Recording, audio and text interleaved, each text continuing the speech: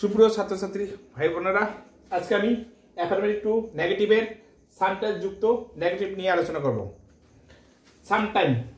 Sometimes এর পরিবর্তে প্রথমে অক্সিলারি ভার্ব বসে, প্লাস নট বসে, প্লাস অলওয়েজ বসে।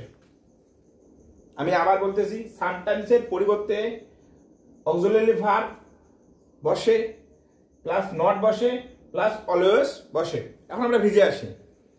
অ্যাফার্মেটিভ সেন্টেন্সে my friend sometimes visit me, তাহলে মাই ফ্রেন্ডে বসবে। আমরা জানি সামটাইমস এর পরিবর্তে অক্সিলারি ভার্ব। কারণ আমরা অক্সিলারি ভার্ব চিনব কিভাবে? এখানে তো অক্সিলারি ভার্ব নেই, মেইন ভার্ব আছে। মেইন ভার্বের সাথে এজ আছে, তার মানে আমরা জানি মেইন ভার্বের সাথে এজ হলে কি বসে? ডাস নট বসে, ডাস নট বসে। আমরা অক্সিলারি ভার্ব ডাস নট বসে আছি।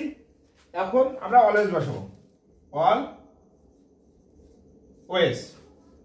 তারপর বাকি অংশ আমরা যেহেতু এস ভিজিট মানে এজ আছে, এই জন্য ডাস নট বসাচ্ছি।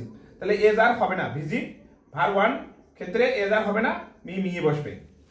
এখানে যদি ভার ওয়ানের সাথে এস না থাকতো তাহলে এখানে ডু নট হতো। এখানে যদি ভার টু হতো ভিজিট ইডি যুক্ত হতো, তার মানে এখানে ডিড নট বসতো। আশা করি সবাই বুঝে গেছো। আজকে এই পর্যন্তই, সবাইকে ধন্যবাদ।